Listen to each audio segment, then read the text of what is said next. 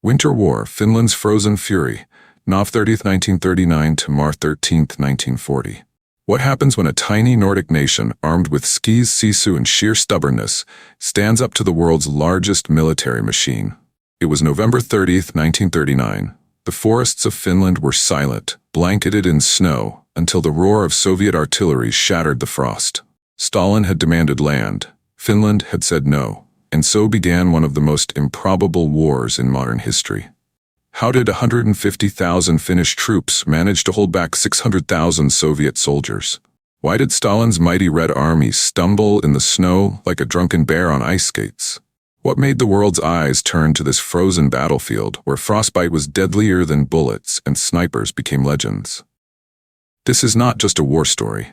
It's a tale of defiance, desperation, and diplomacy.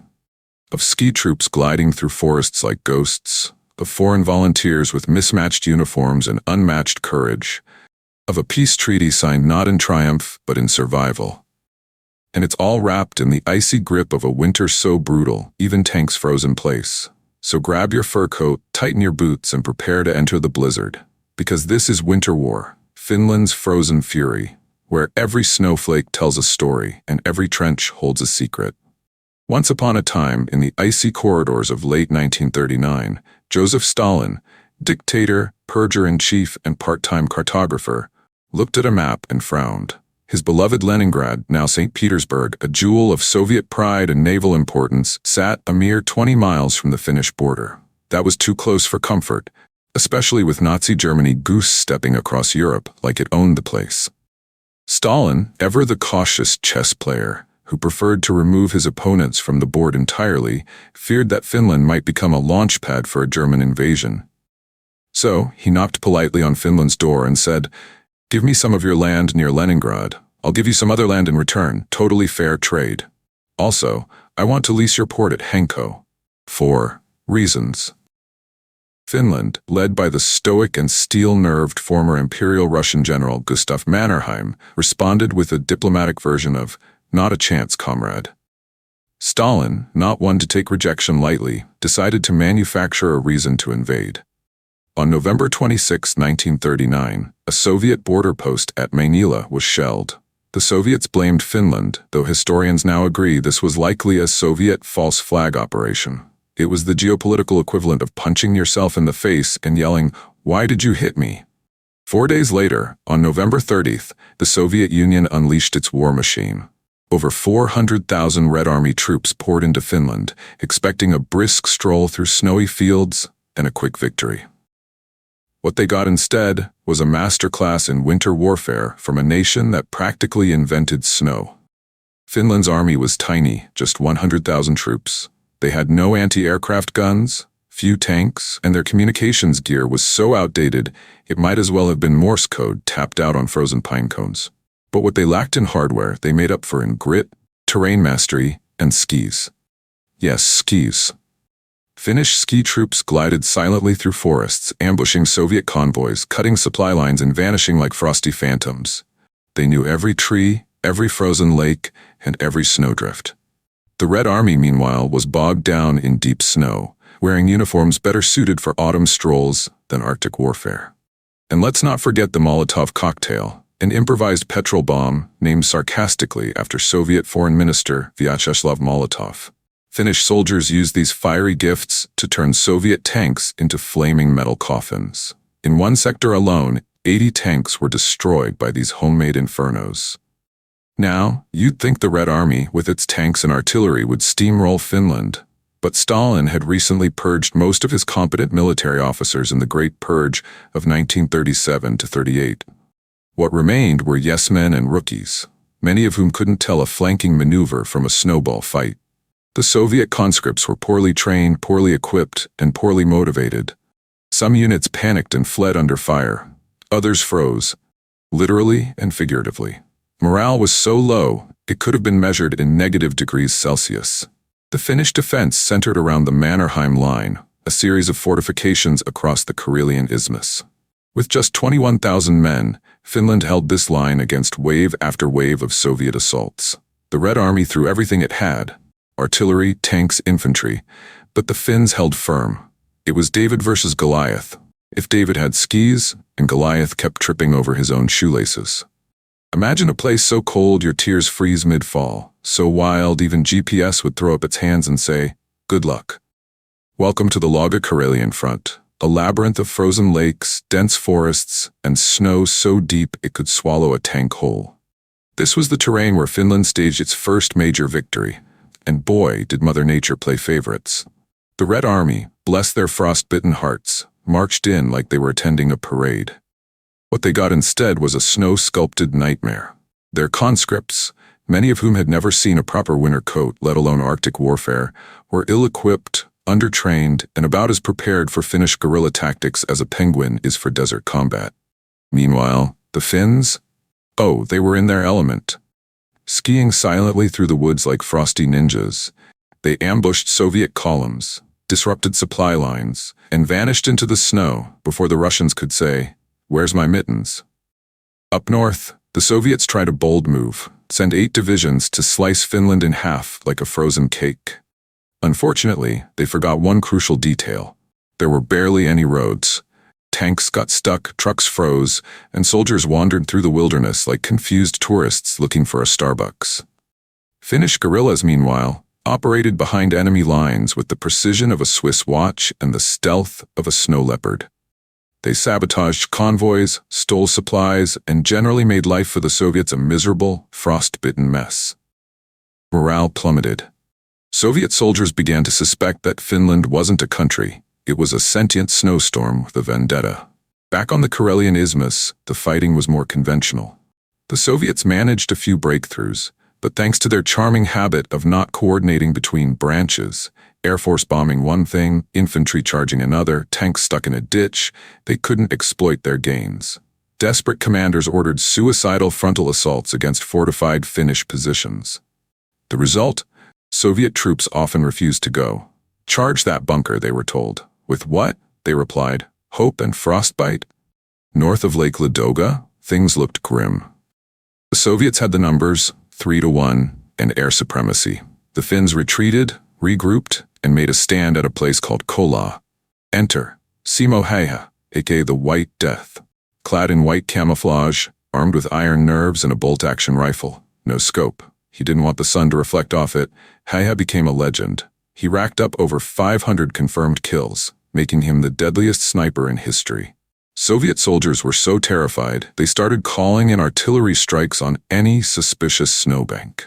In the Iisalmeli region, 2 Soviet divisions tried to push through the wilderness. One Finnish division met them, and like a snow-themed action movie, the Finns broke the Russians apart piece by piece.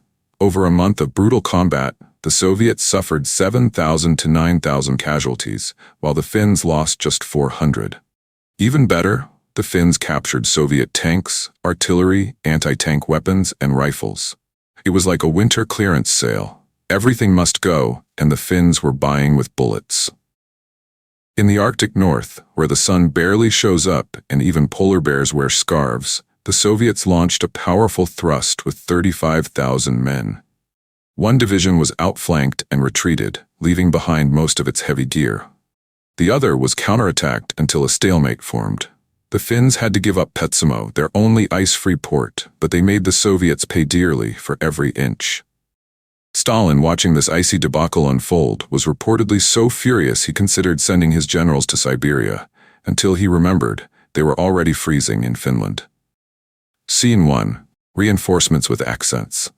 As Finland's frost-bitten warriors clung to their trenches and ski-slid through Soviet lines, help began to arrive, not from the heavens, but from abroad. Foreign volunteers poured in like snowflakes in a blizzard, each one bringing a different accent and a shared desire to punch a bear in the nose.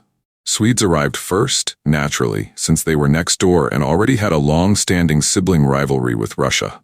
Norwegians, Danes, Hungarians, and even Italians joined the fray, some for honor, some for adventure, and some because they thought Finland was a ski resort with unusually aggressive squirrels. Even French and British pilots offered their services, though their governments were still stuck in committee meetings about whether snow counted as a legitimate battlefield. These volunteers didn't tip the scales militarily, but they did boost morale and send a clear message. Finland wasn't alone, and the world was watching. Stalin, still nursing his bruised ego from earlier defeats, decided it was time to stop playing snowball and start playing sledgehammer. He ordered the Red Army to focus everything on the Karelian Isthmus, the territory he'd originally demanded in 1939. The Soviets had learned from their earlier blunders.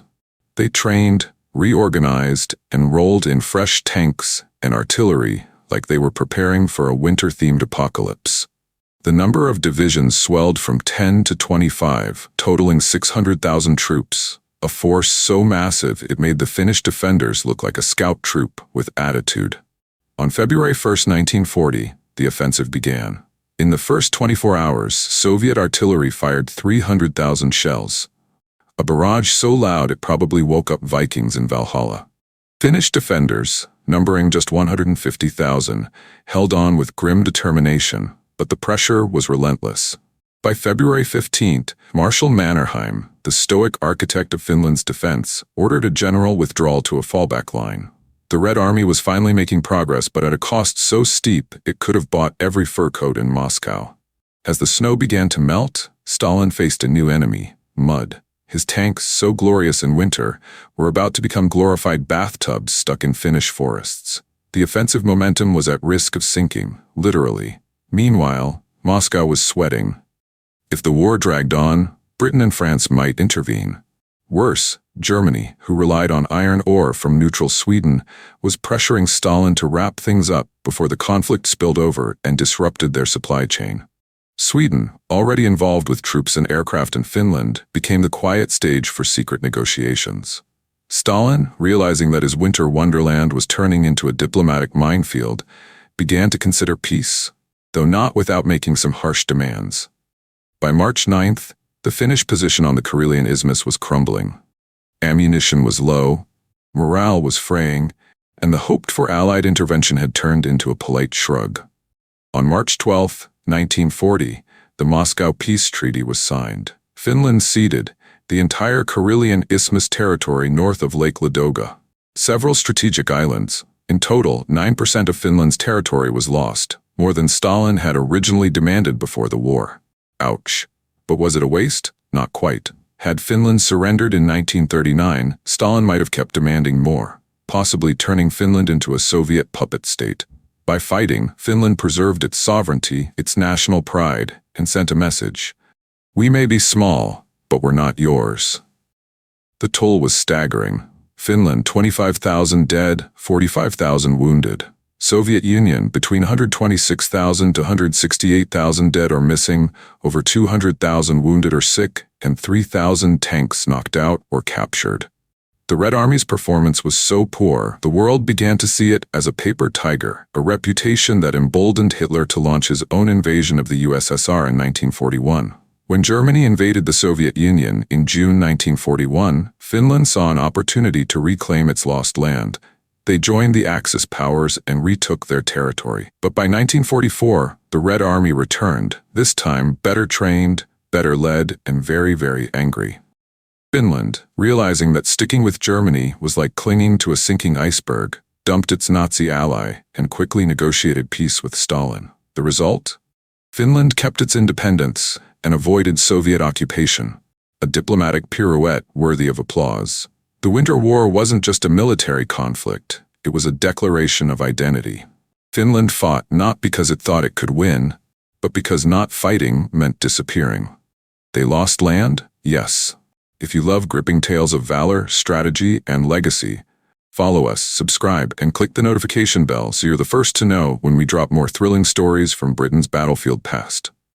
Every episode is a front row seat to courage, conflict, and the echoes of empire. Join the ranks, relive the battles, rewrite your understanding of history.